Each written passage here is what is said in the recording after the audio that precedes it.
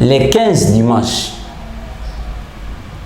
na minuit, Fayulu na Muzito, balai na Kingakati, pour na marche à les 15. Tant nous avons un service mobile, vous en avez Kingakati, ils ont plaqué. Service uniquement d'information. Les 15. Bayambi bango na quartier général ya Kingakati. Place yemo Kabila Vanda. Avant la quartier général. Pour kuna bapesa ba quartier. Au quartier Songolo, au quartier Songo. Place yemo avant na quartier général. Kabila yambi faula musu 0 heure. Bazu 3 millions de dollars. Pour nous préparer marche les 15. Kabila ici bango boni. Na comprendre que nous la muka baza pour na élection en 2023 té. Marche en pe au bazo sala. Toi en 2021. Tout comme en 2022 té. Ils a marché à Nîmes. Balingete maponami les kana kimia bazo préparer ça. Nana yebisi bango que non maponami ekole kama na kimia té.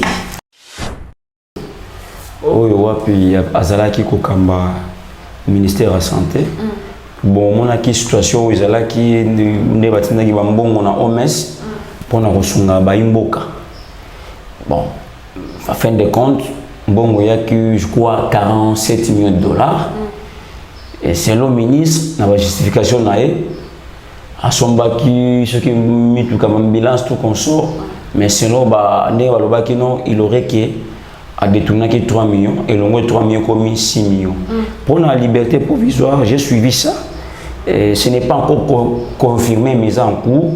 Ils ont nous confirmé parce qu'il a fallu, je crois, les lois entre les sur le lieu de lobby à cause de la tribunal la grande instance à Gombe, place au Kendeko Samba, pour qu'il y ait si ça sera possible, il y a pour PSAE, liberté provisoire. Mais quant à moi.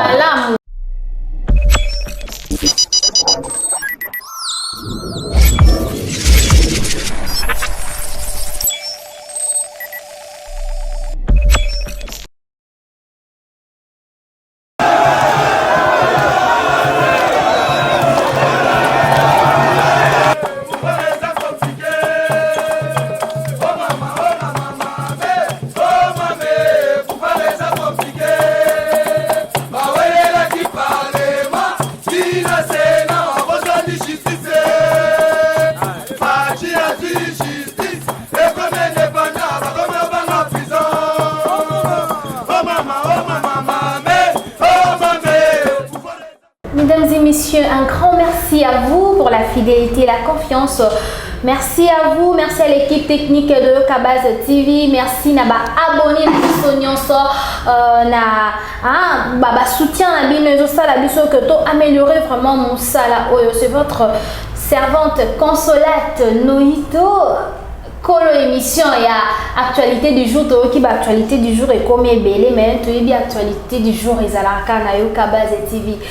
Aujourd'hui nous allons parler sur la politique de notre pays, nous allons parler sur la situation politique aux les Ghana nambo cannabis République démocratique du Congo. Tout le monde qui bongo ba na pe ba débuté qui examen d'état ba débuté qui ont de peu lundi et autres continuer je crois aussi là lobby pour Koko Sala et bonne chance na ba finaliste nyonso ya République démocratique du Congo. Voilà to kolobela pe yango mamuke et nous allons parler sur le dossier Matata Ponyo to kokinipe tout le monde qui bongo rencontre il y a président il y a Assemblée nationale honorable Mbosso et le sénateur le président il y a Sénat Bati Lukwebo azali bongo président il y a AFDC pe to kolobela yango sur to kolobela pe lisusu situation il y a gouvernement il y a gouverneur il y a Congo central. Nous allons un peu parler, nous allons décortiquer quelques informations qui font la une de médias dans notre pays. Nous allons à mon côté na plateau na bicho et je reçois pour vous Kennedy Azali Bongo communicateur il y a UDPS to ça là déjà émission naie je crois et na une to communiquer un peu au solo là comme un peu éclaircir sur makambo oyo ezolikana namboka na biso mwana mboka Kennedy Mboti. Mbote maman. Oui, voilà mon émission sur l'actualité du jour. Merci beaucoup malgré Mikolo Zomona. Nazali, merci beaucoup. Ebele ba ebi otokoki ko bakisa soki ya comment kolobe koki kozana ba fidèle na biso ba boso ba mona yo. C'est juste un peu scamboté, c'est juste un peu simboté. En fait, na ba téléspectateurs nyonso ya Yokabas TV, congolais partout au Messana Rolanda Yokabas TV, au Yabino, au Messana Rolanda comme d'habitude, nous avons un Kabila pouvoir et parce que c'est toujours arrestation immédiate M. Kabila. Oui, non, on a un Kabila pouvoir et puis nous avons toujours Bakangaï. Ah ouais, vraiment, c'était un peu ça, déjà Baïbingaï, et vraiment c'était un peu ça.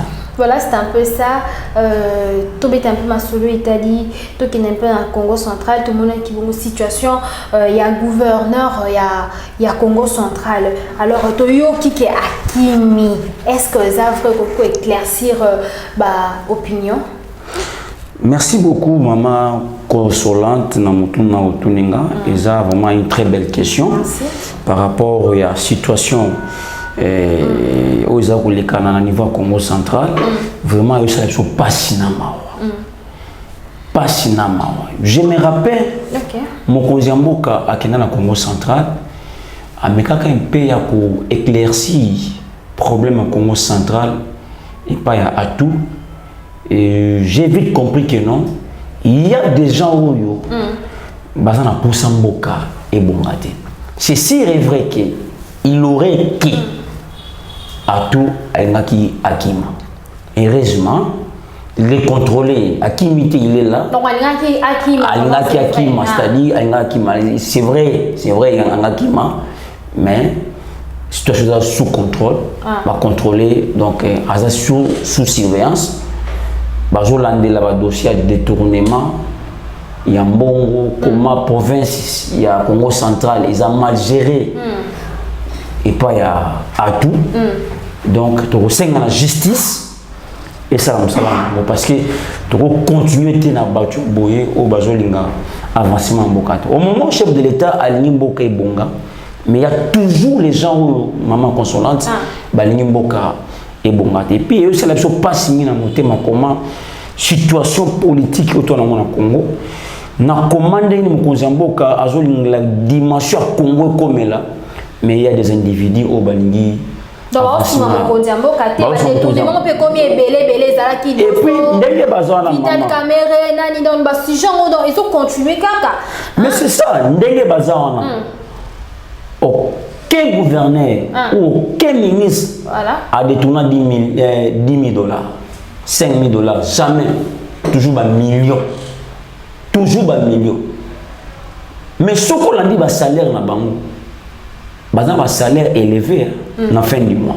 Mais oui, ils sont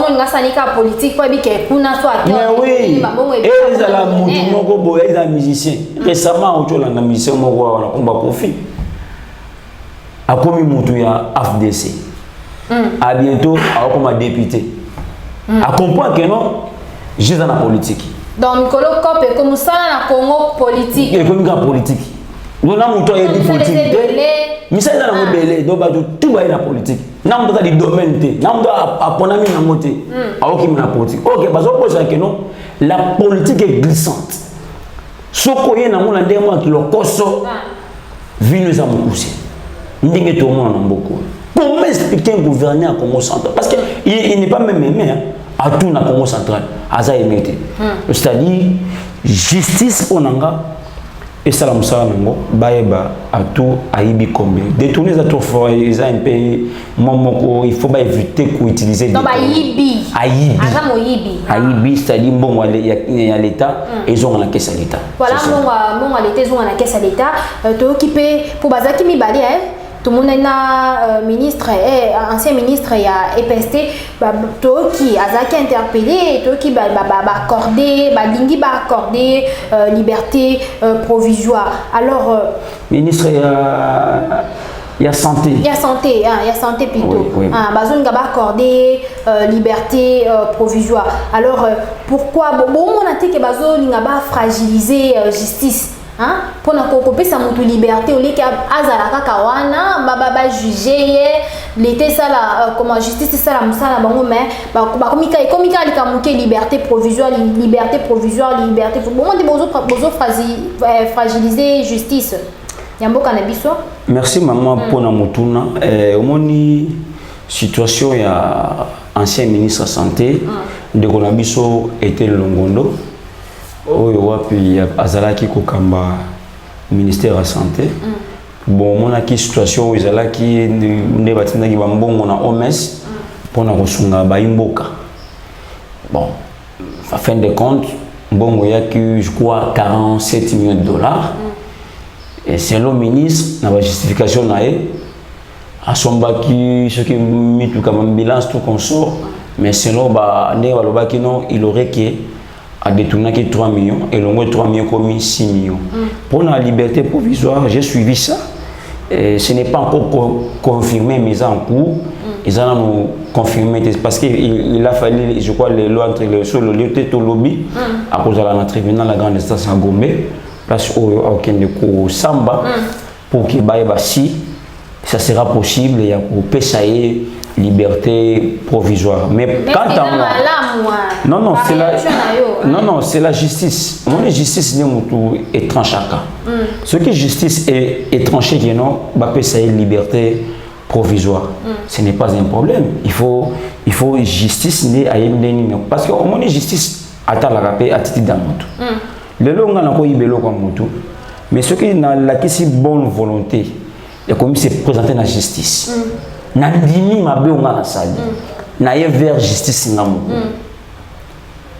premier on a des choses d'abord et contaka oboyi kokima ne bamsu bazosala oboyi refi mais on met se présenter dans la justice volontairement bako tala ba oui non asali mabe azali comme ça na mabe wana il faut tout l'ande sur malembe mais est-ce que bambongo ngo ekozonga ta lelo soki justice esali musala bambongo ngo non toyokate awa te moyibi ayibi na Congo azongi simbongo wana est-ce que mbongo wana ezonga na caisse ya leta te maman mbongo so ezongi bakola kiso mopete to baye na etando ike ba misimbo moni mbongo Kabila ibaki yango ezongi omoni mbongo Katumbi ibaki yango ezongi to moni mbongo oyo etena ibaki ya te bakola kisate ozo comprendre bakola kisawana yango te bazongi saka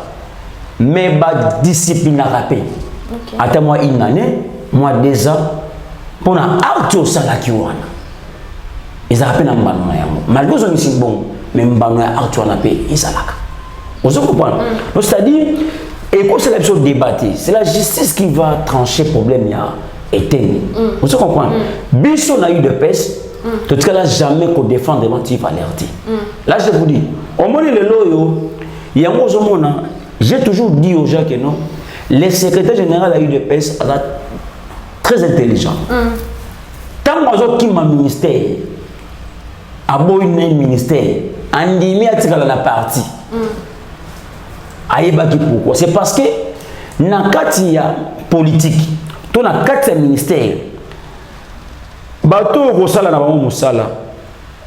Est-ce que bako sepela na yo to bako traiter ndeni to bako simso touche ndengeni? Le secrétaire général préféré il y a kovana na parti. Vous même avant na parti.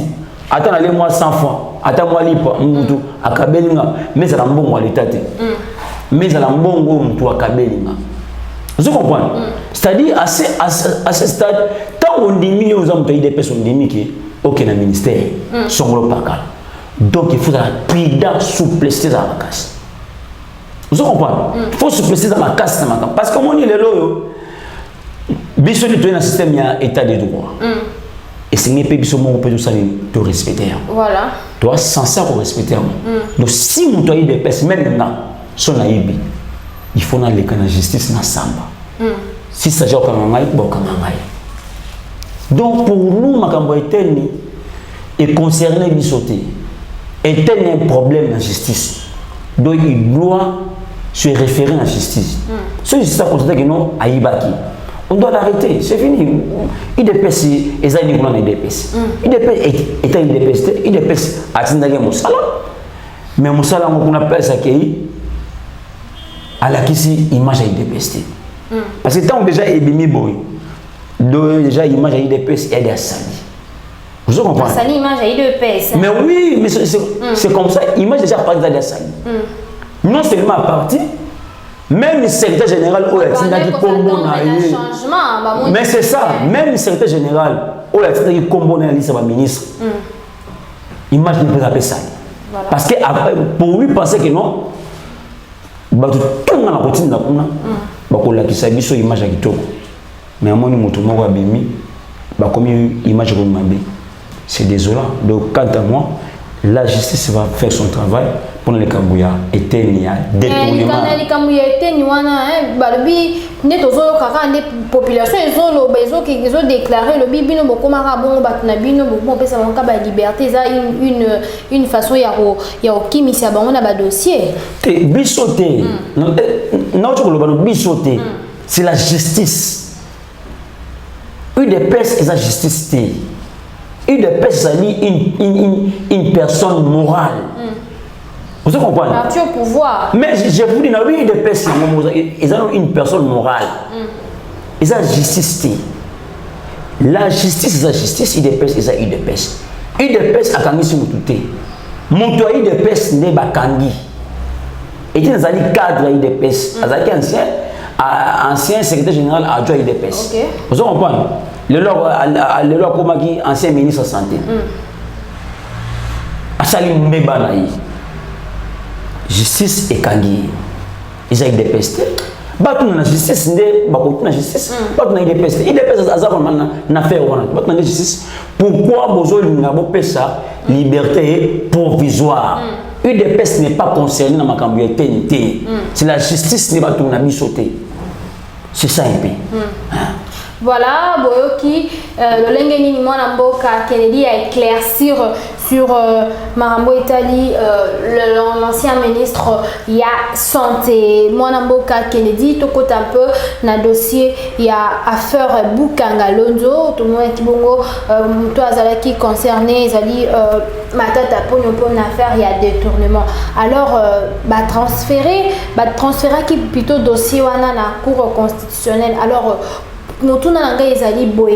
comment on renvoyer dossier wana na cour constitutionnelle, donc c'est-à-dire à cause de la plutôt jugé na cour. Est-ce que ça lima wapi si c'est vrai na lolenge tozuba information? Maman consolante oyebi tangu na landi compte Twitter ya matamponyo ndenge azali ko traiter cour constitutionnelle vraiment et ça lui passe na mao bato ya Kabila au ba déjà mboka au-delà même il y a 18 ans à ma consolante tout le banon ba vérité mususu nana yebite ke no bato wana nde batie mboka na kao au mona wapi ba mtoto nga immeuble na 1 mois immeuble pe ya combien de niveaux 18 niveaux na 1 mois mbongo zole ya kwa nous sommes pas côté politique à cause de la bonne honnêteté. C'est une question mais non yo nabi et ça au mona wapi na 1 mois mtoto atonga immeuble ya 18 niveaux kala mboka biso tout yebia a fait Bukanga Lonzo 47 millions de dollars. Ils appellent un bon moment où on a bossé un nombre d'ango. Il y a 9000 écoles. Tout le monde a un tampon. Il a affaire à 9 quelques 5 millions de dollars comme ça. Si je m'abuse, oh ma tampon à Iba. Mais affaire Bukanga Lonzo, il y a seulement ma tampon raté. Kabila pèse la carte. Kabila paie à la carte. Moi, je n'ai pas trouvé les mal au ça là que non. Maintenant, pourquoi dossier et qu'il y a une conclusion? Non, namoni ma bête. C'est tout à fait normal le dossier et qu'il y a une conclusion. Parce qu'il y a des dossiers politiques où le batouana bazana et sengeli justice à la très bien. Dans la liste baza et belé la liste de dossiers Bukanga Lonzo na lobby na yo baza ebele. OK. Matata mponde akotanga bakombo. Mais na bakombo akotanga ya Kabila kozanga na kati te. Nalobi na lo. Na bakombo akotanga ya Kabila kozanga na kati te. Là je vous dis. Comment expliquer? Na juka moko typique. Balobaki na biso ke kana mboko John Numbi akimi en transit na Zimbabwe. Si malobi bakuti 520 armes na ndako John Numbi. Siko muto akimi ba armes na ndako na ye euti wapi? Ba deberki bana na ye na Lubumbashi. Siko ba armes wana euti wapi? Nde na comprendre que non John Numbi soki aza Lubumbashi te aza na ndako Kabila na Kingakati avandiwa. Mais je ne sais pas maman. Tala. Esengeli ba contrôler Kingakati bien. Soki John Numbi aza na ferme ya Kashamata te aza ndako Kabila na Kingakati. Ba okute kuna avandi kuna. Bazani Bale, John Numbi na Kale. Les gens ont eu ma source dans ce que tu dis est vrai ou comment? Tu es dans un service dans renseignement. Et tu n'as qu'à des alliés. Au balandi la camarade. Tout ça, dans un service dans renseignement. Il y a eu équipe, il y a une équipe complet dans la salle. Une équipe qui m'a pour l'information. Nous n'avons pas qu'à. Anaria Kennedy. Mais oui. Au conseil de politique était sans que aux ala informer. Vous comprenez? Mais il faut service à renseigner l'andela. Quand on sous parce que n'a dit que pas que chose est belé pas na yona. Quand on sous mais quand vous a bombé, t'as là comment mboko ça détruit. Affaire à bomber ça affaire moi il y a très longtemps. Ils a lobité ils a kala. Mais ce que yende ko rêver ça mais kala mingiti bakangina ba tumususu ba étranger donc ba konde ba tunisien na bakanga je connais libanais moko vous comprenez affaire ma basoni na mboka na imagine ba opesa na mboka mais yango na lobike musala ya Kabila ba Rwandais aki nini ba détruire jeunesse congolaise na ba drogue. Dans Marambo, besoin impliqué sous le nom, il y a sénateur Joseph Kabila. Mais c'est lui l'auteur. Mais il n'est pas au pouvoir. Non, il n'est pas au pouvoir, mais il est en train de coopérer avec des djihadistes, des terroristes. À la pouvoir, c'est bien si, mais à coopérer na Banguna Congo. Ok. On est pas. Batouana système a bombé wana. Et Bandaka la leloté. Il aurait que casse mon père dans la carte à faire. Général Kasson Kamoko. Il aurait n'utilisé conditionnel. Il aurait que casse. Pourtant Kasson a aucun gabango, on sentait on dit azana ba on dit hein azuka ya ba cop to lila ka ba cop na biso baby talaka ba dollar ebele ba misi tala ba dollar Kasson abia mbongo ke ka na raté bala. Aba kopa makambo wana ba bombe wana. So le ko la mwana mboka solo ya lobité makambo et le repousser bango balanda biloko wana conseil des ministres mokonza mboka asa vendredi. Petaki c'était la message histoire bombe na mboka ici là. Et belé ba okota boloko. Parce que lobby des ça demande il faut enquêter ça les mabas. Mais oui, il faut qu'on socola, il faut qu'on nettoyer. Il faut qu'on crée un tribunal pénal international en Congo. Moi, je pense que je suis Kabila na bazatique. Kabila na paré bazatique. Kabila aza paré bazatique. Nalobi le mal au Congo c'est Kabila joue au Kangaé qui n'a pas coté 100%. C'est ça qui m'a coté parce que Kabila aza la Kingakati avandiwana. Ah, Kennedy. Bakanga Kabila na mboko. Mais asala mabeti. Bakanga vraiment. Nakola kusema likolo nanga nazwa masasi na sira Kabila. Uza masasi. Cameraman akoye debiso zwa. Uza masasi. Image, hein? Uza masasi. Vision eza radio te. Massas, il y a 2011. Aux Massas, il y a 2011. C'est que Douana a déposé serment à la martyre. Nous avons Massas en 2011.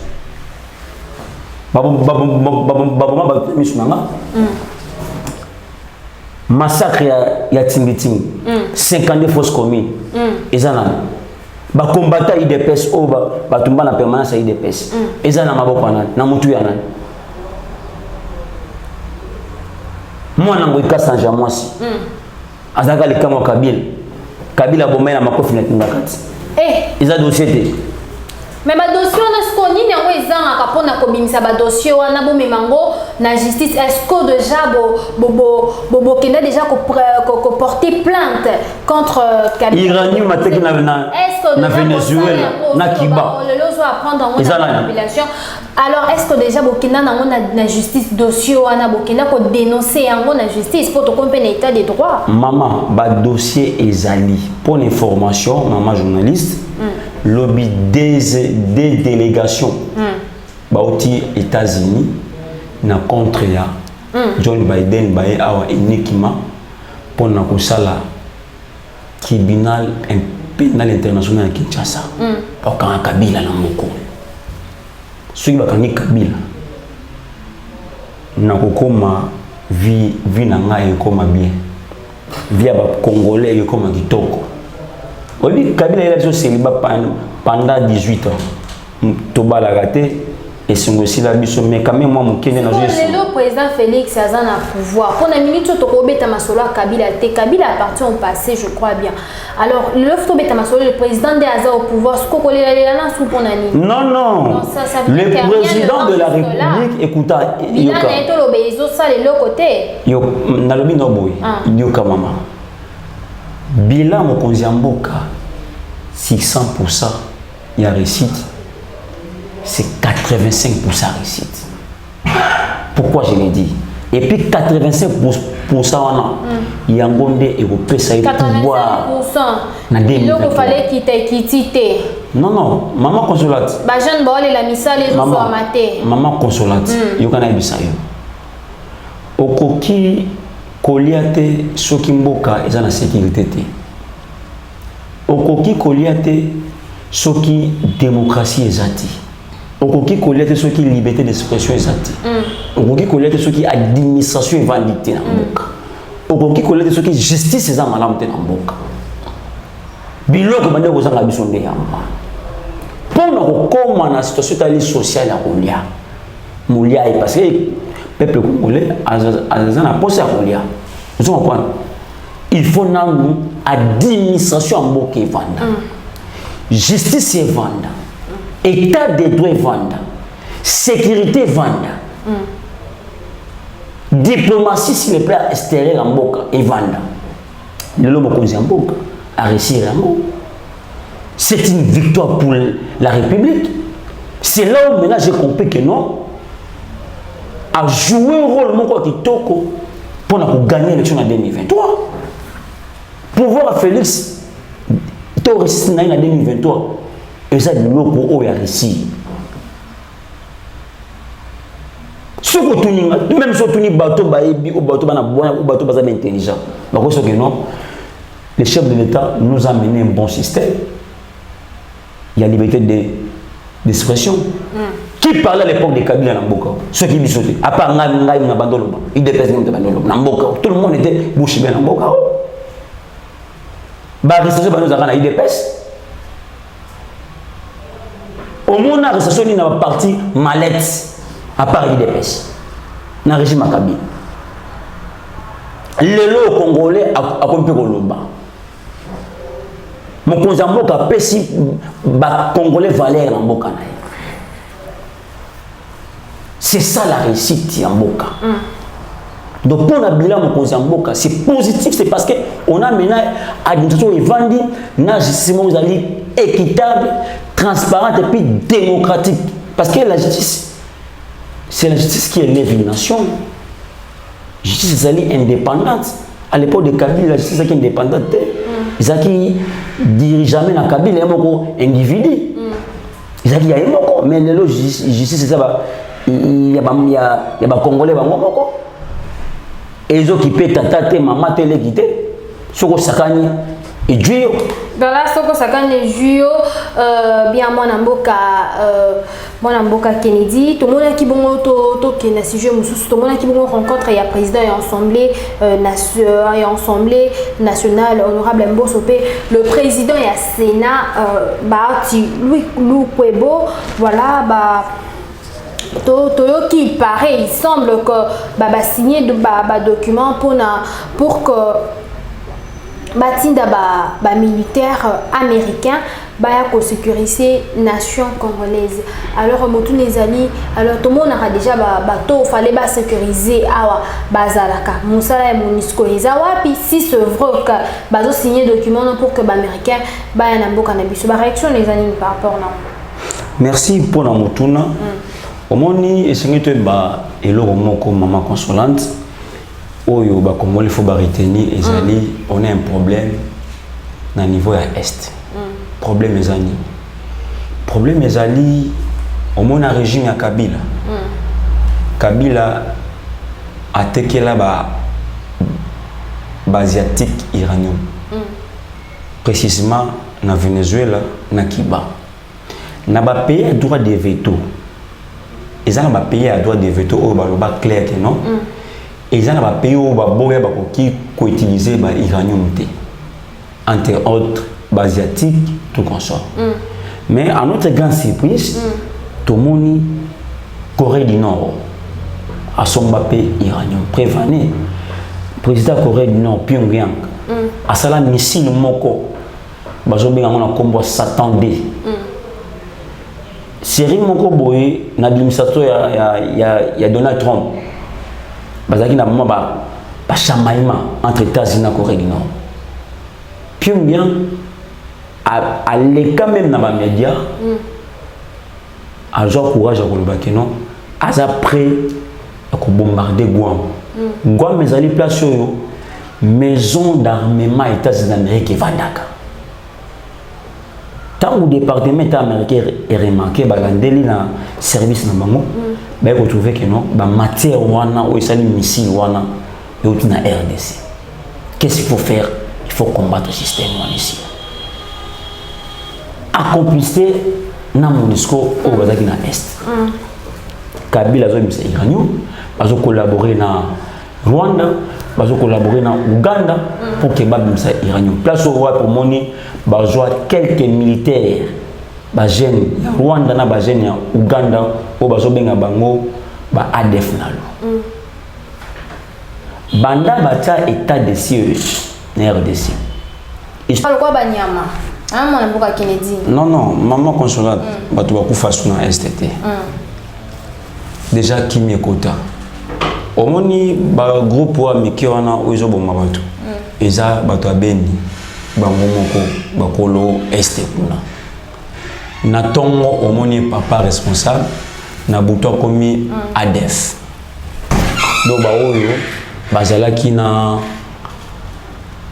bato wana bazalaki ensemble na groupe wana ba Ougandais ba Rwandais na kati vous comprenez donc bazo neutraliser force wana ou ya ba Congolais wana pour le moment l'est qui mezali qui me côté na est ce que le monde de l'eau bandimi que ba américain baya c'est avec une raison parce que Kabila na basiatique ba ngaki ba diminuer puissance États-Unis d'Amérique donc on pas que je pas qu'on l'appelle mission ya ONU ici na kata Congo c'est ainsi force oyaki spécial oya américain yaki ba couper sa rapport de ba côté congrès na kata États-Unis d'Amérique pour na finaliser nombre oyo ba kotina ya ba militaire na kata Congo pour na sécuriser étendre mobimba ya RDC pour na ko kimia bande ko ba ko fera souter ma bezante tout ça pour soutenir ya mo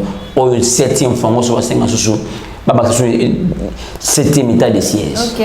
Voilà, donc ça 7e état de siège. Mon amour Kelly, tout comme d'accord, presque à la fin de notre émission, la Mouka peut organiser marche cause à la bombe les 5 pour la marche on a exigé réforme électorale il y a consensuel. Ba réaction les années par rapport à merci pour la motuna ngai nazomona ke bandeko wana bazo distraire opinion.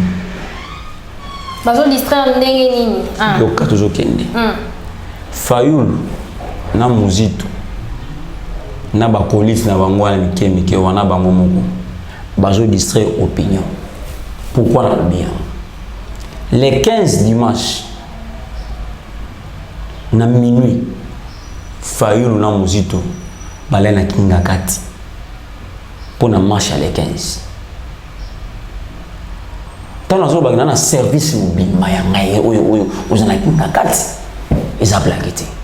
Service uniquement d'information. Les 15. Bayambi bango na quartier général avec une carte. Place mon Kabila Vanda avant la quartier général. Pour kuna bapesa ba quartier. Au quartier Songolo, au quartier Songolo. Place moi avant la quartier général. Kabila yambi Fayulu na 0 heure. Bazu 3 millions de dollars. Pour nous préparer marche il y a les 15. Kabila ici bango bouli. Na région interpellé pe na service de renseignement, na général Kasho na la police, basala musala ndenge la muka esengi pe kimia elobi kimia kozala boni bazo bazali na bango te ba mandoki kobeta bagaz wana balingi marche le kana kimia na lobi bon est-ce que UDPS azana mandoki UDPS c'est un parti politique la police c'est ça pour na mboka c'est ça pour na UDPS kate vous comprenez même si ce temps et la police ba sécuriser non ko baby ça marche maman consolante na lobi boyi a lobi boyi il faut tout le baba vérité Kabila pesi batwana 3 millions de dollars américains Fayulu na Muzito ayebisi bango boyi bo distribuer mbongo na bashigi va créer révolution populaire à Kinshasa et c'est quelque chose de grave pour te permettre de monter ça. Ce qui est le lot pour petit chèque de $20 on a à Simbate c'est facile à Katamotu motu na machette c'est facile à Salaya est-ce que Fayulu a eu courage ya koyebisa ba kinois zekinois que dimanche azali na kinga kati azwaki 3 millions ayebisi bango yango ayebisi bango te lobby awa aotu kokeba voilà l'information ça donnée par Kennedy mais oui mais je te dis non moi j'ai un service moi j'ai un service na justice représenter na lobby na yo boye na lobby na yo boye nous avons le peuple congolais. Okay. Vous comprenez? J'ai tout un service à renseignement. Vous comprenez? Peut-être que nous l'avons raté. Nous l'avons raté. Pas 4 heures. Et bateau bazo joa moi la muka pour baso kolande et ngazola. Ba otu au Brazzaville là. On a Muzito et pas ça sous pour nous dénoncer ce qu'on va voir bah il ça sous que non bah il chef de l'état bah qui na dialogue na zaina ba on kuna na Brazzaville na bien on dit est-ce que bah yebisi opinion qui bazaki na Brazzaville bah to ba moi ba on a beach tant ba do zonga ba ololi ba on na laki na ba on place one bamona ki longa place wa na bisi na bisuka moko bamona longa nanga na comprendre que non la muka baza prêt pour na élection ti 2023 té marche en pe au bazo sala toi en 2021 tout comme en 2022 té eza marche ya nini balingi te maponami eleka na kimia bazo préparer ça nana yebisi bango ke no maponami ekoleka na kimia te UDPS alitaki liti pona kovandisa mboka kitoko malamu alitaki liti te ke poki akre mboka desode na mboka te eloko bazo sala bazo tromper opinion o baza subu o bazo mela ba bombe pour ba comprendre makambo bien te bazo luka kuanga gâteau mais kuanga ngo Fayulu jour après ce soit serment au mokonzi mboka après ta serment abenga Fayulu il y a tout au travail abenga peu combattant soldat du peuple alobani que maboko chef de l'état ils a trop sale les lois de maboko on est comme propre est-ce que les lois de maboko mokonzi mboka est comme propre Fayulu n'est pas prêt ou la Mouka n'est pas prêt pour les élections de 2023. Au moment où l'UDPS se prépare. Maman, la vérité des urnes. Maman, dans le but s'il y aura des bonnes élections démocratiques et transparentes, c'est l'UDPS qui va organiser ça en 2023. Des bonnes élections. Bande Condé, baza prêté, balingi dialogue d'abord comprendre que non. Diplomatie au Fatia Sali, Nandega Jeremboka, doit organiser en 2023. Prévenir Bochogomona, secrétaire général à l'UDPS, à Tamboula, la province, le Congo central à Outi, Bandunda Outi, plein à plein. Au moment où Fayulu, à aux administrés, à la Pilipi, la Matembele, na Thomson, Kabou Yosa Moussala na ba province. À Outi Kikwiti. Aouti Kenge, Aouti Mangou, à Tamboli Congo central, Escalier Moujimai, Maniema, Équateur, Bumbashi, les deux nord Kivu pour aller ressources à Kinshasa. Voilà. Déjà, Kabou est en train de faire le travail pour nous sa chef de l'État majorité en 2023. Mais Bango va comprendre. Donc, na moku c'est pour makamba marche wana rolobani ni pona yango. Makamba marche wana ezate parce que peuple qui n'a pas boyi yango. Peuple ba bengi na peuple. Non, peuple. Bango pe ba peuple. Na lobi UDPS ezali machine stratégique à peuple congolais. UDPS ezali zone où le peuple congolais. Il y a un parti à Malet au Yebi. D'abord, le peuple congolais. Il dépêche abandonner le peuple congolais depuis 1982. Parti numéro est sacrifié à tout le monde. Il dépêche. Le lot Fayulu loin le lot Azogang. Au Yebi, et c'est des Arabes. Les Arabes na triomphal là, na Kwemoro awa. Et quand on a tout pris dans siège à INC, ils ont dit moi couloir n'est chambre, biwa Fayulu. Pour faire le père binga, azaza pe na numéro nanga. Ma benga nga sauté pour le roi à Santa Geno na comment attaquer pour na bêtise en sala. A benga nga sauté. Mon papa va nous bien na téléphone. Pour le kanga téléphone. Bon non, mais c'est ça mais c'est ça on n'explique pas. Ezali marche les 15 années. Exact. Peuple a bouillé à lobby, a commencé. Peuple a lobby, fallu être codistré. Ceux qui fallu peuple a marché. Aïe la bangon dans mon moto dans la kingakati. Bali a pendant mon aïe, ba marché longo. Voilà, va marcher longo toujours dans la Mouka. Tout le monde qui bon ba député qui déjà examine l'état na bango. Question ya souka pour 14 heures na émission actualité du jour. Merci na confiance pour bozo pesa biso.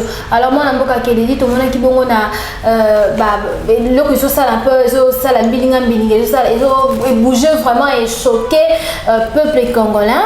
Tout le monde qui bon moi na mboka mwana mboka bato ya la muka ba meka peu ko presse epenge so na otanga komo ba Twitter ki na koloba comment on a déjà na item ya bana examiner tête mona ki kombo ya secrétaire général il y a UDPS tout le monde qui président il y a UDPS tout le monde qui bon bazaki figuré pe mon amboka Moïse Katumbi ba comment na bango ezala qui figuré na kati ya ba item il y a examen d'état déjà tango yoka kino nango opesa na ba réaction avant to baksa motuna mosusu.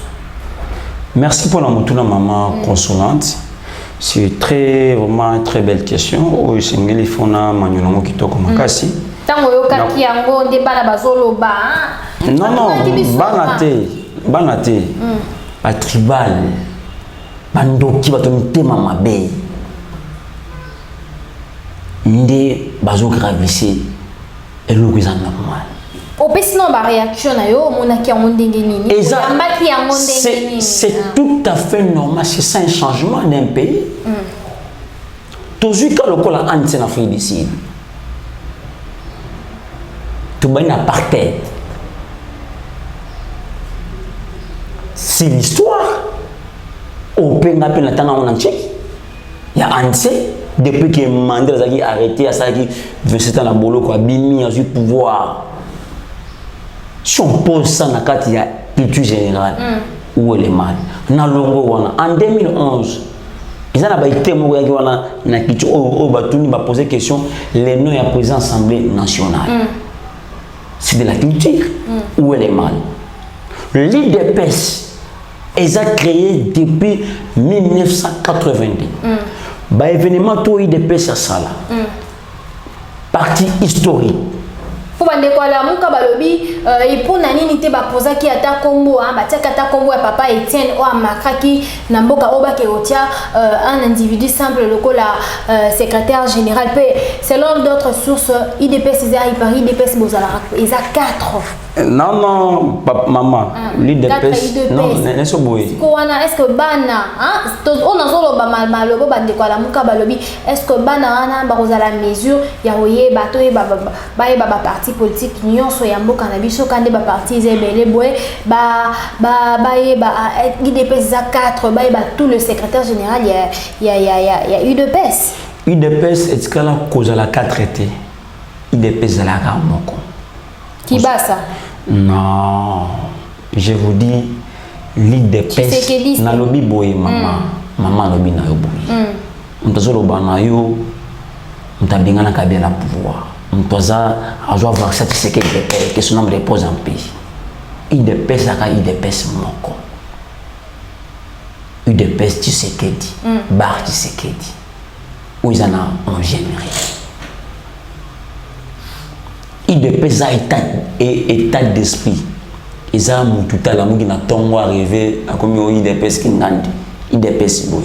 Mutuana ou ala muki ayaka na IDPS pour nous kwanga parce que simité akena abim na kombo IDPS asali IDPS fantôme ya yena ndenge na yi ozali basé l'état d'esprit pour biso za état d'esprit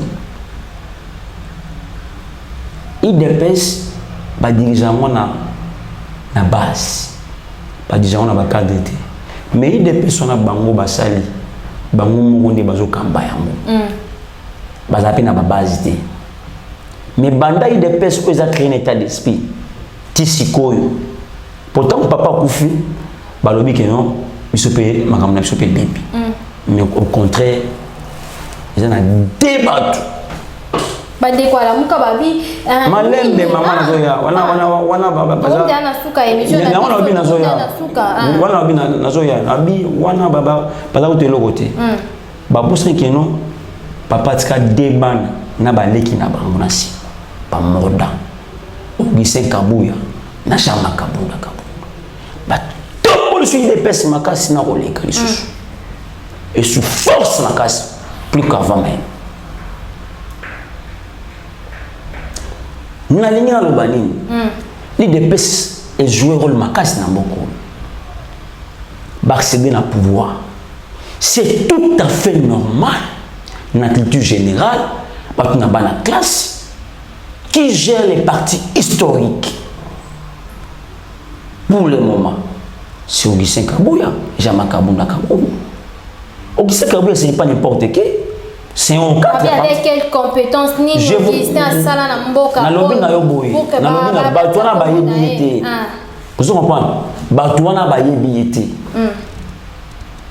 Eza mauvaise foi. Il faut mandi marapé mutu. Batwana ba yebi Kabuya te. Kabuya y a travaillé dans l'UDPS beaucoup. Il a travaillé pour l'UDPS ou pour la population congolaise. Même pour les pays, il a travaillé. Quand on a déclaré état de droit à l'opposition, et puis on a to maingela na zaka niko maingela to kan pourquoi falo na zaka on falo za sima kabila non qu'on dise des vérités moi falo za sima kabila azuli mo kabila mais Kabuya y a une opposition ba beti ba sade ma belle opposition.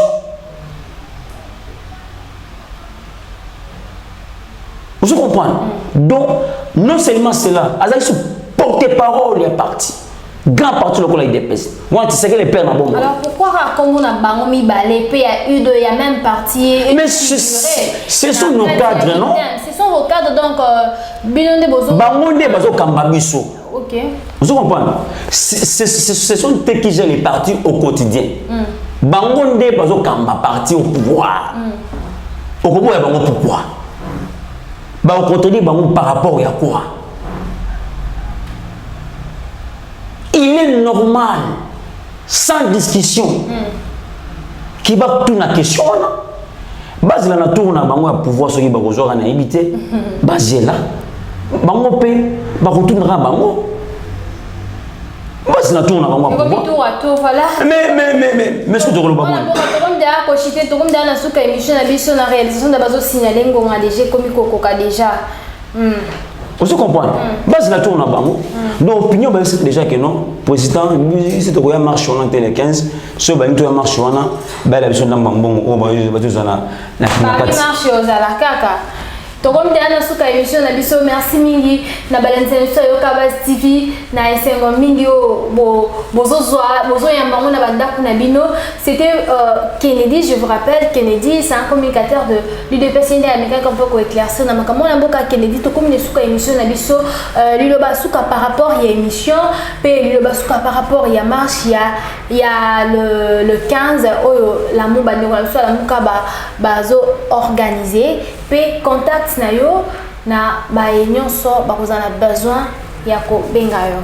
Merci beaucoup Lobasuka pour la marche le 15 na yebisi bakino c'est kinois ba congolais partout dans la province partout bozali vraiment bon di ma manipulation té ba toana mi balé bazaki na kinga 4 dimanche ba j'ai 3 millions de dollars pour ba pesa ba chege mbongo ba créer soulèvement populaire soki balingi bon marché na bango bakabela bino pe mbongo ndambo bino mbongo bango bazwaki bakabela bino bakabela bino ndambo ndebo marché na bango elombo bakomi ko senga dialogue bayebisa bino baoti na Brazzaville basengi dialogue est-ce bino boyebi yango te mais bazo kosa na sima makambo mususu donc bozala vigilant bondima lokuta ya bato wana te na sengi pe na ba abonné ya Yo Kabas TV bon s'abonner massivement na chaîne na bino o pesa bino information na temps réel et puis na pesi mbote na ngai na secrétaire général à IDPS Augustin Kabuya mwana boute en 47 vraiment mbote belé et on est toujours derrière vous et na musala kitoko aux ali ko sala pona ko pesa mokonzi mboka majote na 2023 et je sais que aux alliés cadeaux, aux alliés se comporter bien pour le moment la partie. On a très aimé vraiment au sein de la hiérarchie, même il y a parti, il y a des colos, même hiérarchie, même il y a république. Aux alliés aimé ma casse. Bon, on a pesé mbote nanga, il y a un mauvais gain à Paris, mbote belé et numéro à WhatsApp plus 243 85 11 72 341 243 85 11 72 341 plus de 143 85 11 72 341 na opé maman consolante magoto mwana kaka ndenge pe oyambinga na chaîne na yo merci vraiment musala kitoko et puis sans oublier pe la caméraman Roméo Golfin et puis c'est bon bote grâce ma caméra merci beaucoup vraiment. Voilà, c'est ici que qui ça émission la vie sur l'actualité du jour. Vous s'abonnez massivement. Vous pouvez un numéro, ils affichent au bon de vos écrans. Numéro ils sur WhatsApp. Vous benga mon code PESA l'Arabien. Merci beaucoup. N'appelez si ma caméra Romeo Golf Mbotine. Merci pour la musala madame équipe technique Mobimba. Ya Yoka Base TV. Nana bino tukutani bongo mbala ya siba. Merci. Bye.